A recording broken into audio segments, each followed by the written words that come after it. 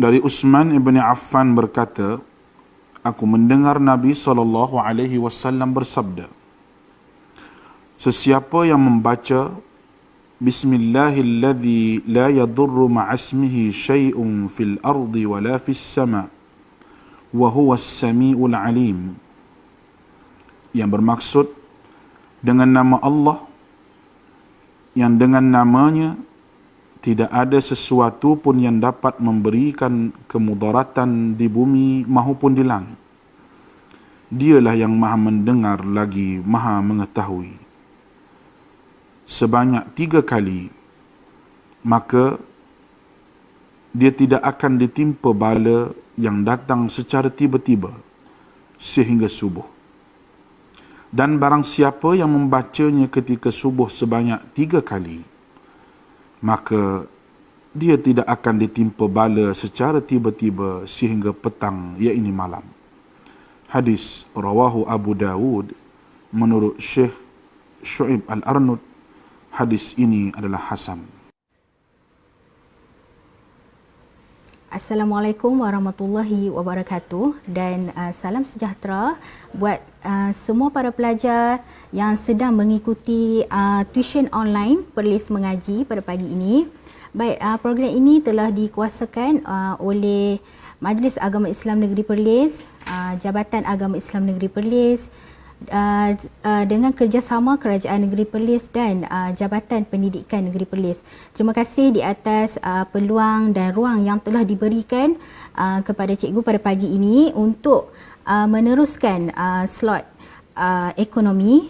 Okey, pada pagi ini cikgu Nur Akilah binti Cik Ismail dari Sekolah Menengah Kebangsaan Datuk Jaafar Hassan ingin berkongsi sedikit teknik menjawab ekonomi yang akan difokuskan kepada kertas 2. Baik, sebelum tu para pelajar digalakkan untuk boleh share live ni supaya nanti lepas habis live kita boleh buat ulang kaji, boleh tengok balik kan. Okey, dan juga kalau ada sebarang soalan sepanjang slot cikgu berlangsung, boleh drop dekat komen. Nanti lepas live insya-Allah cikgu boleh reply soalan-soalan. Okey. Baiklah, seterusnya tanpa melengahkan masa, kita teruskan dengan format SPM bagi subjek ekonomi. Baik, seperti semua yang telah sedia maklumlah, ekonomi dahulu dikenali sebagai ekonomi asas. Kemudian pada 2017 namanya telah ditukar menjadi ekonomi. Maka berlakulah sedikit perubahan dalam silibus dan juga dalam format SPM sendiri. Okey, masih lagi ada kertas 1 dan kertas 2. Okey, tengoklah dekat slide. Kertas 1 mengandungi 40 soalan, di mana 25 soalan adalah daripada topik tingkatan 4. Okey, maka selebihnya 15 soalan lagi adalah daripada topik tingkatan 5. Okey, ingat tak lagi berapa bab yang ada di dalam tingkatan 5, tingkatan 4? Okey, ada berapa? 4 sahaja. Okey, 4 bab sahaja yang kamu perlu kuasai, dan tingkatan 5 lagi sikit ada 2 bab sahaja. Jadi keseluruhannya 6 bab sahaja yang kamu perlu kuasai. Okey, masa menjawab dalam masa 1 jam 15 minit. Dan calon perlu betul sekurang-kurangnya 30 soalan untuk markah cemerlang. Okey, kalau kamu target untuk cemerlang ekonomi, nak A+, A ataupun A-, mesti betul sekurang-kurangnya 30 soalan. Okey, kalau untuk lulus, markah lulus, mesti betul sekurang-kurangnya 25 soalan daripada 40 soalan lah. Okey, kalau lebih lagi baguslah. Baik, untuk kertas 1 ni cikgu tak fokus banyak sangat sebab kaedah belajar dia kamu hanya perlu mengulang kaji dan mengulang jawab soalan-soalan tahun-tahun lepas, past year question SPM, soalan SPM tahun-tahun lepas, ulang jawab balik soalan yang sama. Okey, dan juga kertas 1 ni sebenarnya dia berisiko lah, bila kalau salah maka salah lah, dia tak boleh nak dapatkan markah. Jadi tips yang cikgu boleh kongsikan di sini ialah kamu baca dan fahamkan soalan betul-betul, sebab dia ada 4 pilihan jawapan yang seakan-akan sama. Kan, kalau kamu baca jawapan A pun macam betul, B betul, kan, C betul. Jadi dia nak jawapan yang macam mana? Dia nak jawapan yang paling tepat. Okey, jadi perlunya kamu memahami apa kehendak soalan, gariskan keyword soalan, apa yang dia nak, okey, dan cubalah menjawab dengan baik. Okey. Habis untuk kertas 1. Okey, sekarang cikgu nak fokuskan kepada kertas 2 nah. Baik, secara generalnya kertas 2 ni banyak membantu calon untuk mendapat markah yang banyak. Okey, sebab dia memerlukan kamu menjawab dengan mungkin dengan idea sendiri, okey, cadangan sendiri. Jadi dia lebih bebas berbanding kertas 1 lah. Okey, untuk kertas 2 kamu kena baca dan fahamkan soalan, garis soalan dan cari keyword, okey. Dan kalau untuk memudahkan kamu menjawab, bina rangka jawapan sebelum kamu transfer ke helaian jawapan ataupun ruangan jawapan kamu. Okey, bina rangka jawapan macam kamu buat karangan bahasa Melayu tu. Ada rangka jawapan, ada poin-poin dia kan, tulis poin-poin di dalam di tepi soalan tu. Okey, kemudian barulah pindah ke ruangan jawapan dengan membina ayat yang lengkap. Okey, ada dua kriteria yang kamu kena fokuskan untuk menjawab kertas 2 nah. Ada 2 benda yang penting, iaitu perlunya memahami kata tugas dan markah. Sentiasa rujuk markah. Okey, sebab 2 benda ni dia akan guide kamu untuk menjawab dengan betul dan boleh dapat markah penuh. Okey, cikgu tahu mungkin ramai di sana mengalami masalah yang sama nah, bila kita menjawab. Student cikgu sendiri pun bila dia mengarang jawapan tu, dia mengarang banyak, tapi kenapa tiada markah? Ataupun mungkin markah sedikit, satu dua markah, dia tidak mendapat markah penuh. Sebab mungkin kamu gagal memahami kata tugas ataupun kamu menjawab tidak mengikut kehendak soalan. Jadi kata tugas tu yang cikgu akan highlightkan saat lagi. Okay, kita akan briefing satu persatu kata tugas. Okey, sebelum tu kita tengok kertas 2 ada 2 bahagian format yang terbaru ni. Ada 2 bahagian, iaitu bahagian A 60 markah, bahagian B 40 markah. Jadi jumlah keseluruhan 100 markah. Bahagian A ada 3 soalan yang kamu wajib jawab. Okey, bila cikgu sebut wajib, maksudnya kena jawab. Okey, cuba untuk menjawab.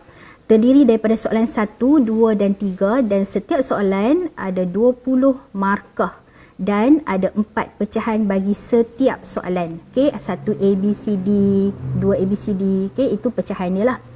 Okey, kemudian bahagian B. Bahagian B ialah soalan pilihan, iaitu kamu perlu memilih 2 dari 4 soalan. 2 soalan sahaja. Okey, nak pilih soalan yang macam mana? Okey, nak pilih soalan pun kena ada teknik dia juga, sebab kamu kena pilih soalan yang dapat bagi kamu banyak markah yang boleh jawab. 2 soalan yang boleh jawab. Okey, nak buat macam mana? Mula-mula sekali baca dulu semua soalan. Soalan 4, 5, 6, 7. Dia takkan ambil masa yang lama, tak sampai 5 minit pun. Ambil masa baca semua dulu, baru kamu tahu soalan mana yang kamu boleh jawab. Okey, dan pilihlah 2 soalan. Ada yang tanya, cikgu nak buat lebih boleh tak cikgu? Okey, boleh kalau ada lebih masa. Kalau tak ada lebih masa, jangan buat yang perlu sahaja. Okey, dan ada pecahan juga, iaitu 4A, 4B, 4C, okay, 5A, 5B, 5C pada setiap soalan lah. Dan nilai setiap soalan 20 markah. Calon keseluruhannya bahagian kertas 2 perlu menjawab 5 soalan lah keseluruhannya dalam masa 2 jam 15 minit. Okey, sekarang kita tengok apa yang kata tugas yang cikgu kata tadi yang perlu kamu faham. Pentingnya kamu memahami kata tugas. Okey, sebab kalau kamu tidak faham kata tugas, boleh mengakibatkan kehilangan markah ataupun kamu gagal dapat markah yang penuh lah. Okey, baik, kita teruskan. Okey, kata tugas yang pertama. Nyatakan, kenal pasti, namakan, tentukan, apakah, takrifkan. Okey, cikgu tahu kamu biasa melihat dalam soalan kan, memang banyak keluar selalunya bahagian A. Bahagian A struktur, okey, dan disediakan ruangan jawapan. Okey, ada yang tanya cikgu boleh ke buat tulis dalam bentuk point. Okey, jawapannya boleh. Okey, boleh sebab ruangan jawapan yang disediakan tu sedikit saja. Okey, kalau nak buat esei pun boleh, tapi pastikan kalau nak buat dalam bentuk point, nak jawab dalam bentuk point untuk bahagian A, pastikan kamu menulis dalam ayat yang lengkap. Okey, ayat yang lengkap, jangan ayat yang tergantung. Sebab kalau ayat yang tergantung, pemeriksa gagal untuk faham jawapan kamu, maka berlakulah kehilangan markah. Okey, sayang lah. Okey. Untuk kata tugas yang pertama, pastikan jawapan kamu mengandungi fakta sahaja, tiada huraian. Okey, kalau kamu buat juga huraian, tiada markah lah akan diberikan. Okey, fakta dan minta huraikan, calon perlu beri alasan berdasarkan markah. Okey, tengok contoh soalan. Nyatakan 3 sistem ekonomi. Ni tingkatan 4 je. Okey, topik tingkatan 4. 3 markah. Okey, jadi di situ cikgu kata tadi, kata tugas dia nyatakan, keyword dia nak sistem ekonomi dan refer pada markah. Sebab markah tu akan beri satu rujukan kat kamu banyak mana jawapan yang kamu kena listkan. Okey, jadi 3 markah maksudnya 3 poin jawapan sahaja. Okey, so jawapan dia ialah sistem ekonomi pasaran bebas 1 markah, sistem ekonomi perancangan pusat 1 markah, dan sistem ekonomi campuran 1 markah. Okey, cukuplah 3 markah kamu. Okey, senang saja. Baik, soalan seterusnya, takrifkan ilmu ekonomi 2 markah. Okey, ilmu ekonomi ialah satu bidang sains sosial yang mengkaji cara manusia mengurus sumber ekonomi yang terhad 1 markah untuk memenuhi kehendak manusia yang tidak terhad 1 markah. Okey, untuk soalan takrifkan ni kamu kena menghafal sebab jawapan kena memang wajib, memang mesti masukkan istilah-istilah ekonomi. Okey, berdasarkan buku teks lah. Okey, jadi untuk soalan takrifkan memang kena ingat. Ingat jawapan dia lah. Okey, kena mengingat. Okey, boleh kita teruskan. Okey, baik. Kita teruskan untuk kata tugas yang kedua. Yang ni pun kamu biasa jumpa. Okey, terangkan, huraikan bagaimanakah. Okey, untuk soalan yang mengandungi kata tugas ini, jawapan kamu mesti menyatakan fakta dan sokongan. Okey, macam tadi fakta saja, tak perlu huraikan. Tapi untuk kata tugas yang kedua, kamu perlu huraian sebab kita nak memperihalkan jawapan tu secara terperinci.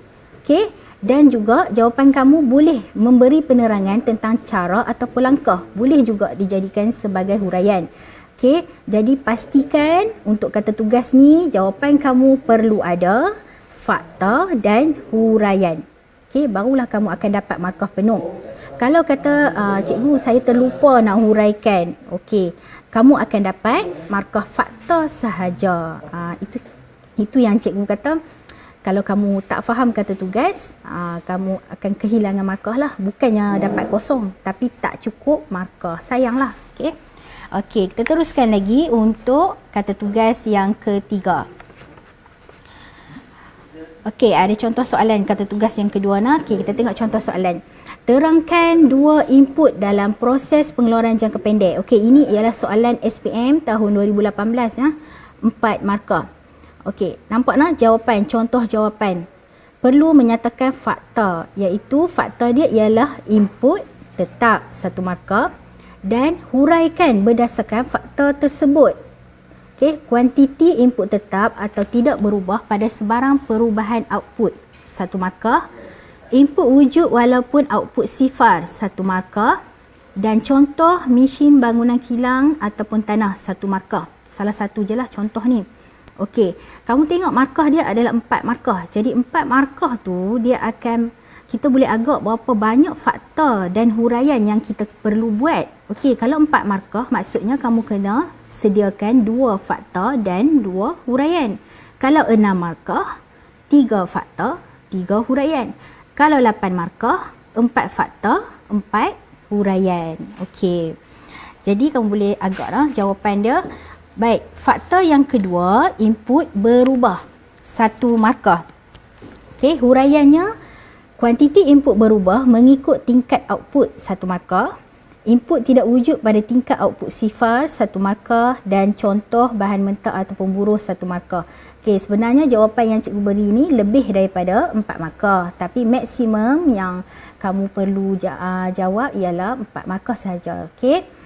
Baik, contoh boleh dijadikan sebagai huraian. Okey, kalau kamu tak ingat maksud, tak ingat ciri-ciri, boleh senaraikanlah contoh yang kamu ingat dan perlu betul lah, yang perlu sesuai lah berdasarkan faktor tersebut. Okey. Dan satu lagi, faktor tidak boleh diubah namanya nah. Kalau faktor dia input tetap lah. Kamu tak boleh ubah nama lain sebab faktor tidak boleh diubah. Huraian boleh buat ayat sendiri. Okey, berdasarkan faktor. Baik. Okey, kita teruskan untuk kata tugas yang ketiga. Jelaskan. Okey, jelaskan ni dia lebih mendalam daripada kata tugas yang kedua. Okey, penerangan dia lebih terperinci. Okey, memberi penerangan tentang sesuatu dengan sokongan supaya mudah difahami. Dalam jawapan kamu perlu ada faktor, perlu ada huraian dan contoh. Penerangan dibuat dalam satu ayat sahaja. Okey, penerangan dibuat secara terperinci. Okey, untuk lebih faham kita try jawab soalan ni. Masih lagi soalan SPM tahun 2018. Maklumat berikut berkaitan dengan pendapatan individu. Okey, masih lagi topik tingkatan 4 lah. Sebahagian besar individu di Malaysia memperoleh pendapatan dalam bentuk upah melalui kerjaya yang diceburi. Jelaskan pendapatan tersebut. 4 markah. Okey, keyword dia di sini ialah pendapatan individu. Pendapatan individu, kalau kamu ingat, banyak jenis pendapatan individu kan. Kita ada upah, kita ada faedah, ada sewa, ada untung, bayaran pindahan, dividen, faedah, banyak. Tapi soalan nak upah. Jadi, kamu perlu menceritakan tentang upah sahaja. Lain pada tu tidak akan diterima. Kemudian tengok markah. Berapa markah? 4 markah. Jadi perlu ada berapa poin? Okey, betul, 4 poin jawapan yang perlu kamu jelaskan. Okey. Baik, contoh jawapan, upah diperoleh oleh individu yang bekerja dengan orang lain atau majikan. Okey, beri contoh. Contohnya ialah guru. Upah ialah ganjaran terhadap faktor pengeluaran buruh yang menyumbang tenaga mental dan fizikal dalam proses pengeluaran. Majikan membayar upah sebagai ganjaran. Upah dibayar mengikut jam, bilangan hari bekerja, output yang dihasilkan. Selain itu, upah berbeza mengikut kelayakan akademik, pengalaman, kemahiran dan sebagainya. Okey, yang cikgu highlight merah tu adalah markahnya di situ.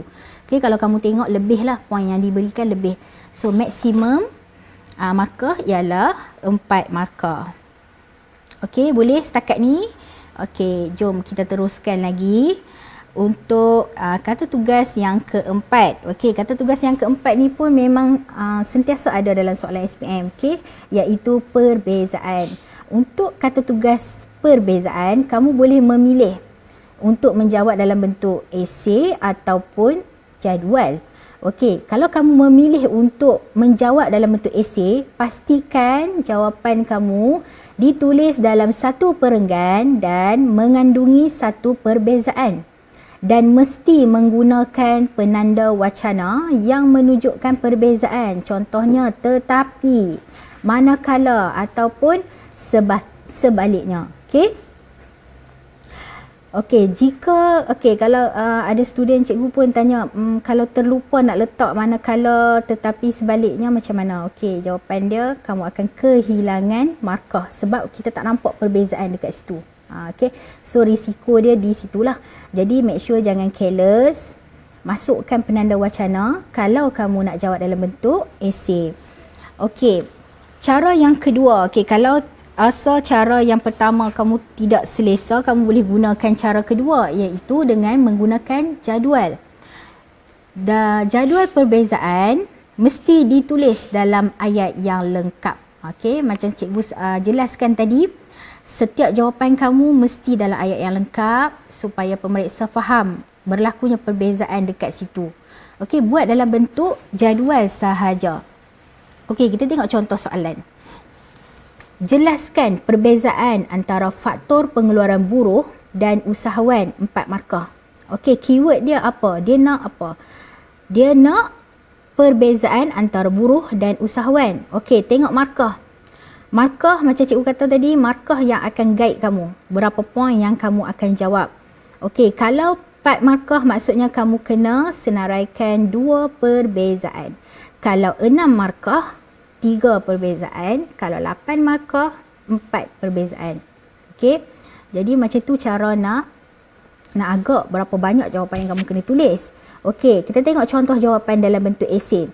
Buruh ialah sumbangan tenaga manusia dari segi fizikal atau mental dalam proses pengeluaran, manakala usahawan ialah individu yang menggabungkan dan menyelaraskan faktor pengeluaran lain untuk mengeluarkan barang dan perkhidmatan. 2 markah dalam satu ayat. Okey, nampak nak yang cikgu highlightkan di situ manakala. Jadi manakala tu telah menunjukkan perbezaan. Yang kedua, ganjaran terhadap buruh ialah upah, manakala ganjaran terhadap usahawan ialah untung. 2 markah. Okey, make sure kamu jangan lupa penanda wacana. Atau boleh juga jawab dalam bentuk jadual. Okey, dalam bentuk jadual kamu hanya buat jadual dan masukkan apa yang kita nak bezakan, iaitu buruh dan usahawan. Kemudian kamu bezakan dari segi ciri. Tulis dalam ayat yang lengkap. Okey, 1 markah untuk buruh dan usahawan, 1 markah. Kemudian bezakan ciri yang kedua sebab dia 4 markah. Okey, terus dapat markah 4 markah. Jadi kalau tanya pendapat cikgu yang mana lebih senang, cikgu lebih suka pelajar-pelajar cikgu jawab dalam bentuk jadual. Okey, sebab lebih menjimatkan masa dan juga mengurangkan risiko untuk melakukan kesilapan lah berbanding esei. Tapi ikutlah keselesaan masing-masing. Okey. Baik, kita teruskan lagi dengan kata tugas yang kelima, perbandingan. Okey, yang ni ramai yang salah faham. Dia salah faham sebab apa? Dia diingat sama. Perbezaan dan perbandingan tu sama je cikgu, tak. Okey, sebenarnya tak sama. Cara jawab dia berbeza. Okey, perbandingan perlu ada persamaan. Okey. Kamu kena senaraikan paling kurang pun 1. Carilah 1 persamaan ataupun 2 isi, ikut markah nak, rujuk markah. Dan di bawahnya perlu menyenaraikan juga perbezaan. Jadi ada 2 di sini. Kalau kata tugas perbandingan, mesti ada persamaan dan mesti ada perbezaan. Mesti ada kedua-duanya untuk mendapat markah penuh. Kalau tertinggal persamaan, tak dapat kosong, tapi tak cukup markah. Okey, kalau markah 5 markah, kamu akan dapat 3 ataupun 4 sajalah. Okey, dia tidak memenuhi syarat kata tugas yang kelima. Jadi kamu kena ingatlah. Okey, perlu ada persamaan. Okey, kita tengok contoh soalan. Okey. Okey, gambar di bawah merupakan jenis pendapatan individu. Okey, kamu baca dialog tu dan cari keyword. Cari keyword apa yang kita nak jawab sekejap lagi. Okey, dialog tu berkaitan dengan pendapatan individu nah. Okey, cikgu tolong baca. Hai Zila, apa khabar? Bagaimana dengan perniagaan perabot suami kamu? Harga barang semua sudah naik kononnya kerana kenaikan harga minyak petrol. Jadi keyword dia di situ ialah perniagaan perabot. Perniagaan perabot, apakah pendapatannya? Apakah ganjaran terhadap perniagaan usahawan? Okey, jadi jenis pendapatan dia ialah untung. Okey, jadi jenis pendapatan suami Puan Zila ni ialah untung. Okey, kemudian baca lagi. Khabar baik Sia, berniaga sekarang bukan senang nak dapat wang. Tak macam suami kamu, tak perlu kerja pun ada pendapatan. Okey, keyword dia di situ ialah tak perlu kerja pun ada pendapatan. Itu keyword dia. Jadi apakah jenis pendapatan yang tak perlu buat apa-apa tapi dapat pendapatan? Okey, dia ialah bayaran pindahan. Okey, tu dia punya keyword. Kita dah dapat jawapan. Okey, bila dah dapat jawapan, kita akan bandingkan jenis pendapatan tersebut. Okey, tengok contoh jawapan. Contoh jawapan, tengok markah. Okey, 5 markah. Maksudnya perlu ada sekurang-kurangnya 1 persamaan dan 2 perbezaan. Okey, di sini contoh dia. Persamaan dia kedua-duanya mesti ada ayat kedua-duanya sebab kita nak menceritakan berlakunya persamaan dekat situ. Jadi kena guna perkataan kedua-duanya merupakan pendapatan individu. Okey, 1 markah. Di bawah terus buat perbezaan. Nak buat perbezaan ikut cara cikgu bagi tahu tadi. Kamu nak jawab bentuk esei boleh, nak buat jadual pun boleh. Jadi cikgu pilih untuk buat jadual. Jadi kita bezakan. Suami puan Sia tadi kita dah dapatkan keyword dia ialah bayaran pindahan. Jadi kita buat dalam ayat yang lengkap. Pendapatan yang diperoleh ialah bayaran pindahan, 1 markah. Suami puan Zila pendapatan yang diperoleh ialah untung, 1 markah. Perbezaan yang kedua, pendapatan suami puan Sia tidak produktif. Okey, sebab bayaran pindahan kan. Kemudian yang kedua, suami puan Zila pendapatannya ialah pendapatan yang produktif, 1 markah. Jadi cukuplah 5 markah. Okey, kata tugas yang keenam. Kata tugas yang keenam ni memerlukan kamu membuat jadual, melakar, melukis gambar rajah. Gambar rajah yang selalunya disuruh untuk melukis ialah keluk permintaan, keluk penawaran, keluk permintaan pasaran, keluk penawaran pasaran tanpa skala atau dengan skala. Jadi kamu kena ada skill ataupun kemahiran lah untuk melukis. Jangan risau, soalan macam ni selalunya senang dapat markah. Okey. Berbanding dengan soalan-soalan yang kamu kena mengarang esei kan. Kamu lukis je dapat markah. Tapi kena tahu teknik lah. Teknik untuk melukis ataupun melakar. Okey, elemen yang perlu ada pada setiap gambar rajah kamu mesti ada tajuk dan mesti melabelkan dengan tepat, iaitu paksi harga dan paksi kuantiti. Mengikut skala yang diberi ataupun kalau tak ikut skala kita boleh membina skala sendiri dengan memastikan skala itu mestilah pada nilai yang setara. Okey, sekali kita tengok contoh soalan. Dan perlu ada titik origin. Titik origin tu titik yang mana? Titik kosong tu yang berlaku persilangan antara paksi harga dan paksi kuantiti. Itu wajib dalam setiap keluk kamu dan mesti ditanda koordinat dengan betul dan tepat lah. Dan petunjuk jika perlu ikut soalan. Baik, huraian jika diminta membuat huraian mesti berdasarkan rajah yang dilukis. Okey, gunakan kertas graf mengikut arahan soalan. Baik, kita tengok contoh soalan untuk kata tugas yang keenam. Penyataan berikut mengenai jualan bunga coklat oleh Sumayyah. Okey, Sumayyah ingin menjual bunga coklat sempena sambutan hari usahawan di sekolahnya. Dia menjangkakan jualan sebanyak 20 bunga coklat jika harga RM12, 15 bunga coklat jika harga pada RM18 dan 25 bunga coklat jika harga pada RM8. Okey, sambil tu boleh buat sama-sama dengan cikgu. Okey, berdasarkan maklumat di atas, bina jadual permintaan. Okey, keyword dia di situ disuruh untuk membina jadual permintaan, bukan keluk permintaan, jadual permintaan, 3 markah. Okey. B, berdasarkan jadual A, okey, berdasarkan jadual permintaan yang kamu buat dekat A tu, lukis gambar rajah dan jelaskan hukum permintaan, 6 markah. Baik, kita tengok contoh jawapan. Okey, cikgu dah tolong highlight dah. Maklumat-maklumat yang penting di situ kita akan transfer masuk dalam jadual permintaan. Jadual kamu mesti mengandungi harga, okey, harga RM, mesti ada unit lah RM dan juga kuantiti lah dalam unit. Okey, maklumat tu cikgu hanya transfer dan susun.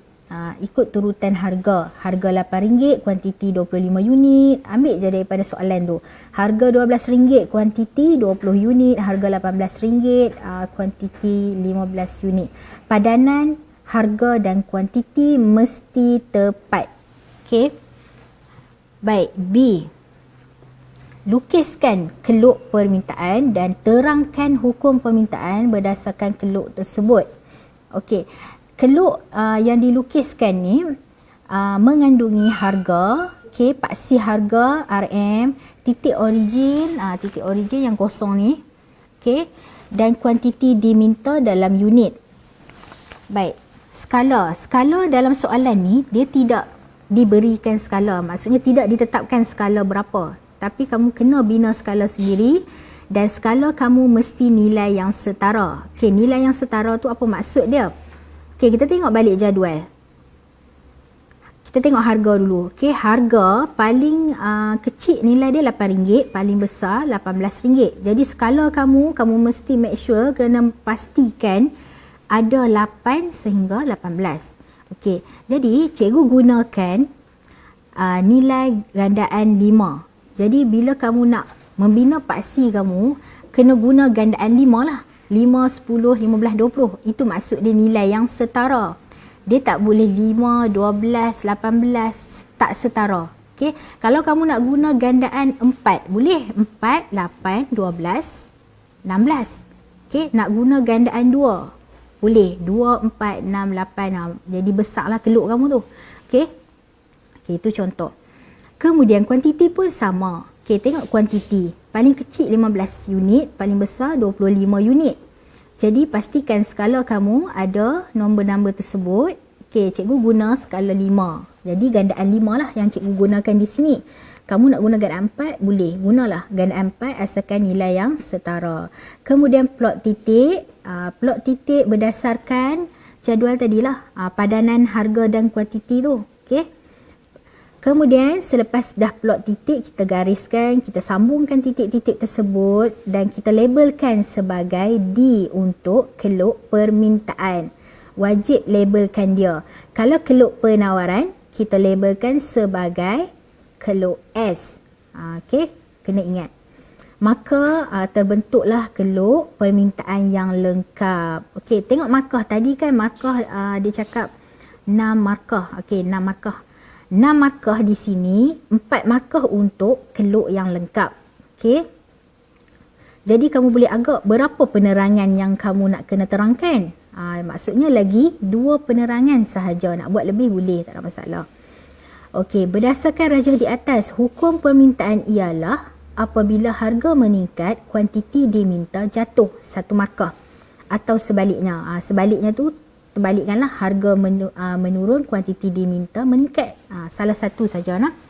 Okey, kemudian penerangan yang kedua tentang hukum permintaan, hubungan antara harga dan kuantiti diminta adalah negatif atau songsang 1 markah.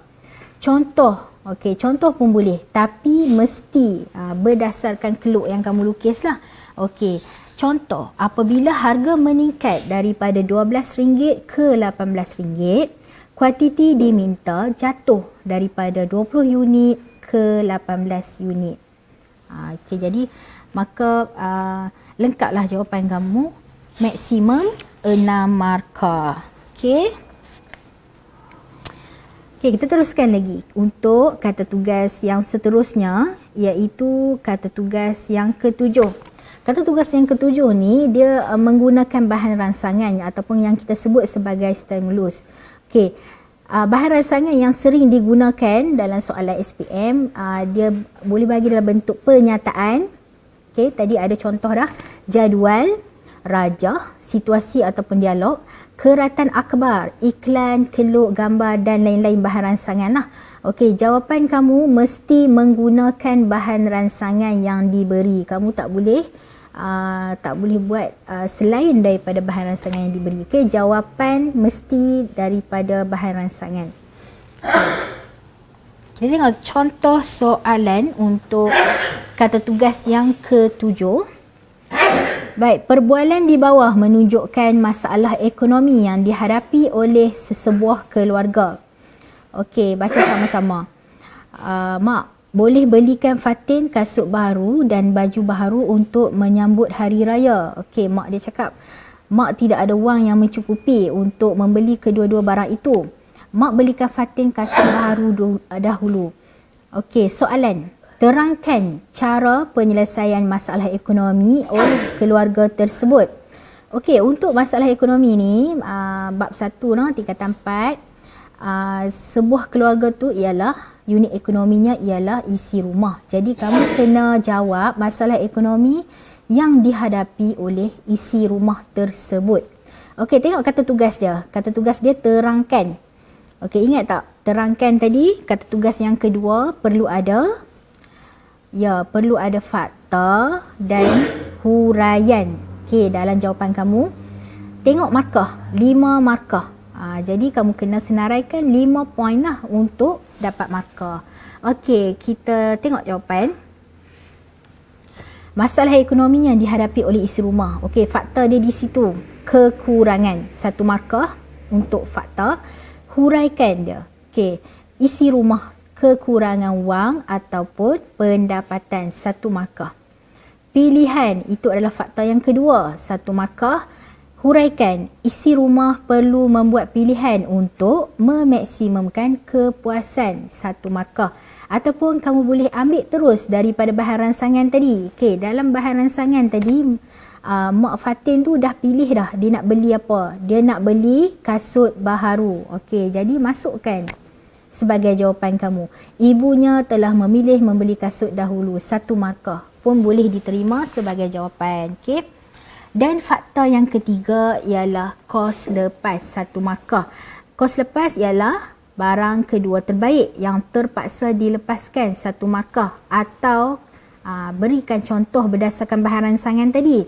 Ibu telah memilih kasut, maka kos lepasnya ialah baju baru, 1 markah. Jadi maksimum markah yang kamu akan dapat ialah 5 markah sahaja. Okey, boleh? Okey, kita teruskan lagi untuk kata tugas yang ke-8. Kata tugas yang ke-8, pengiraan. Pengiraan mesti ada lah.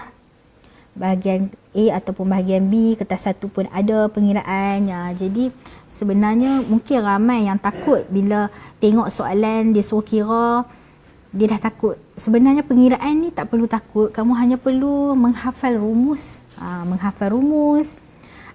Menunjukkan jalan kira dan menulis jawapan dalam unit-unit yang berkenaan lah. Selalunya soalan pengiraan ni jawapan kamu mesti dalam bentuk RM, dalam bentuk unit, dalam bentuk kilogram. Jadi kena lengkap. Kalau ada juta, kena tulis juta. Okey, bentuk soalan dia selalunya hitungkan berapakah. Okey. Baik, kita tengok contoh soalan. Rajah di bawah menunjukkan harga dan kuantiti diminta bagi barang W. Okey, tu keluk apa? Keluk permintaan. Okey, soalan ni berkaitan dengan nilai keanjalan harga permintaan. Dia suruh hitungkan 3 markah. Baik, kamu boleh cuba. Okey, cuba mengira. Okey, contoh jawapan.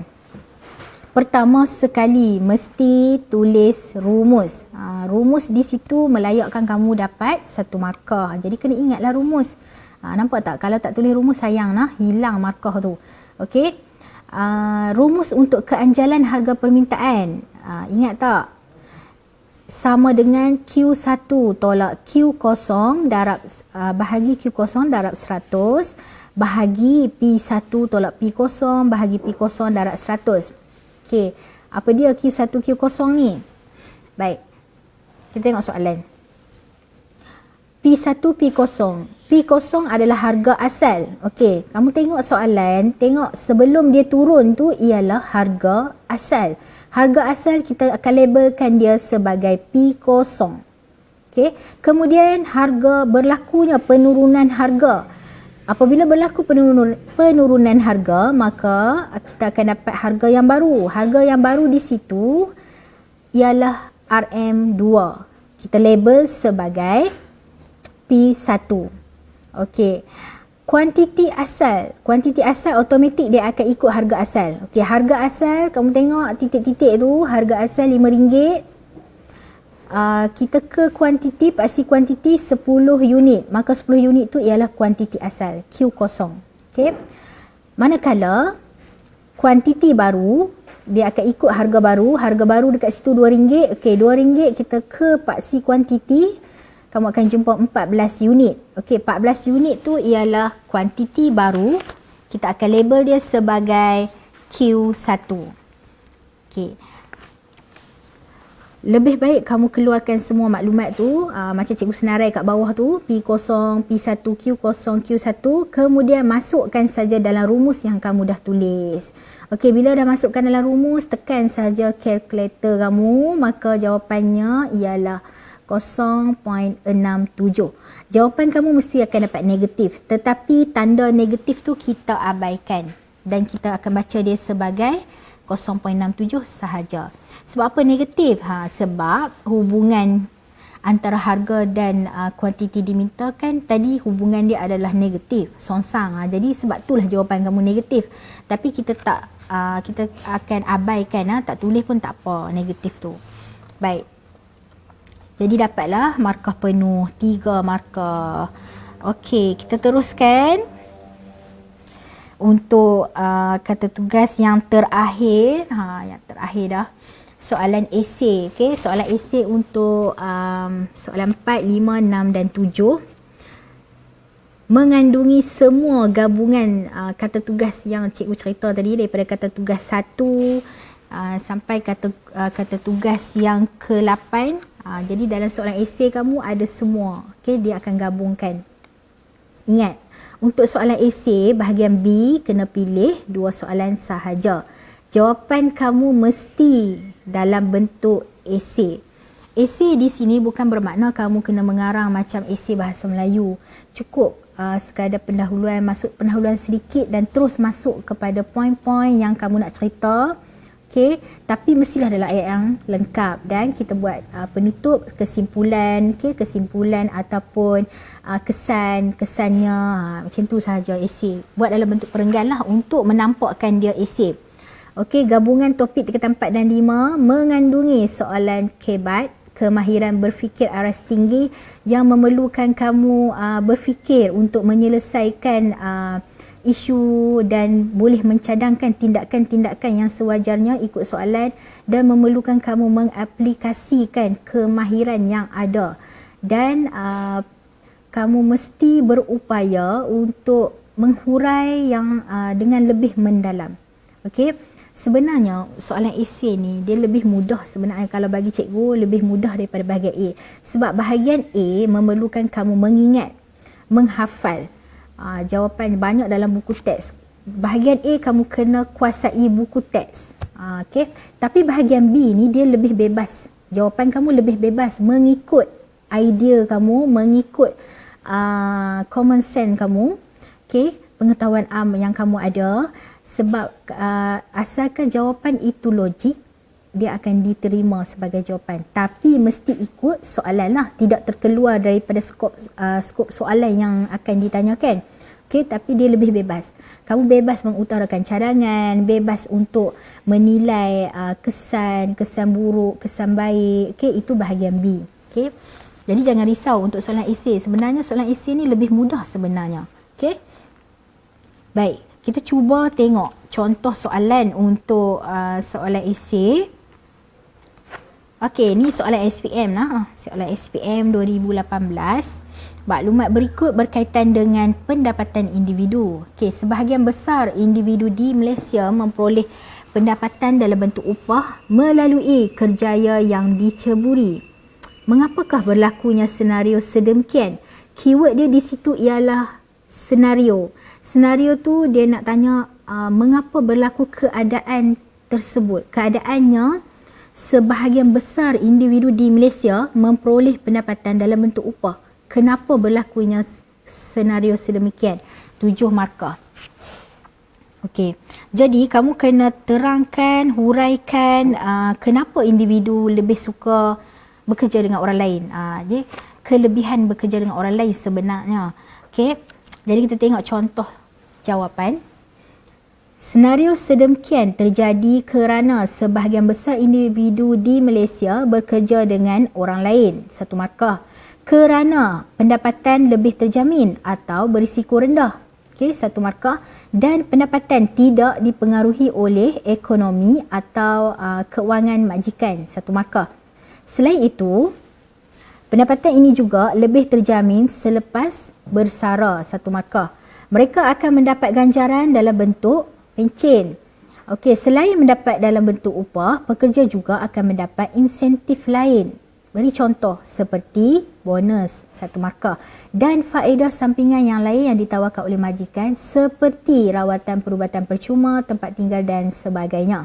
Oleh itu, setiap pekerja ini boleh merancang kerjaya mereka melalui peluang kenaikan pangkat yang ditawarkan oleh majikan masing-masing. Okey, sebenarnya lebih dah daripada 7 markah. Maksimum hanya 7 markah sahaja. Baik. Okey, selesai untuk kata tugas.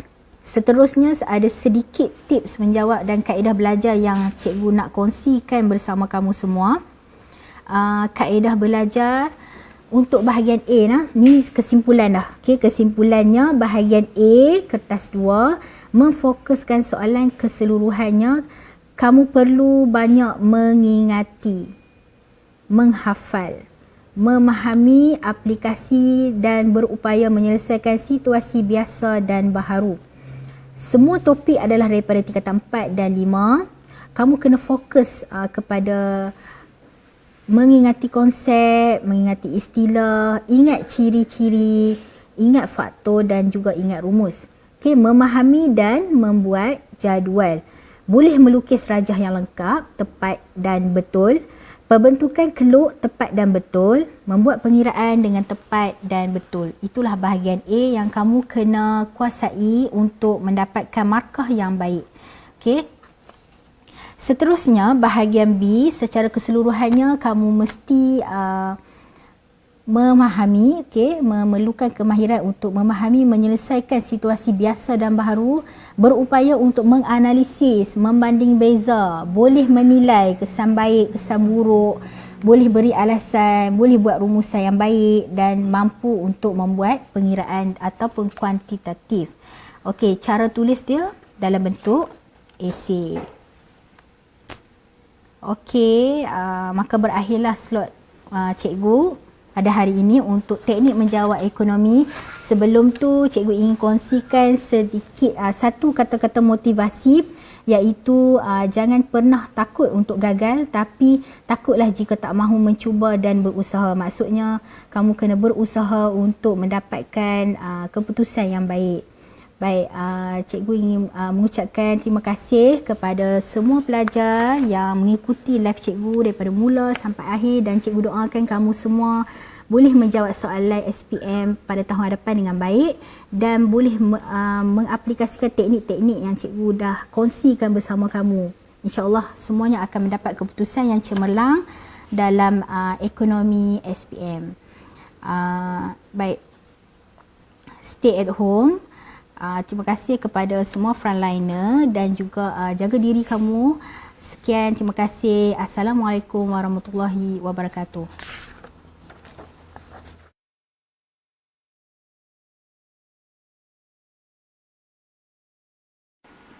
Daripada Anas bin Malik radhiyallahu anhu berkata, Nabi SAW pernah berdoa, Allahumma inni a'udzubika minal barasi wal jununi wal juzami wa min sayil asqam. Ya Allah, aku berlindung denganmu daripada penyakit sopak, penyakit gila, penyakit kusta dan penyakit-penyakit yang buruk. Hadis diriwayatkan oleh Al-Imam Abu Dawud dengan sanad yang sahih.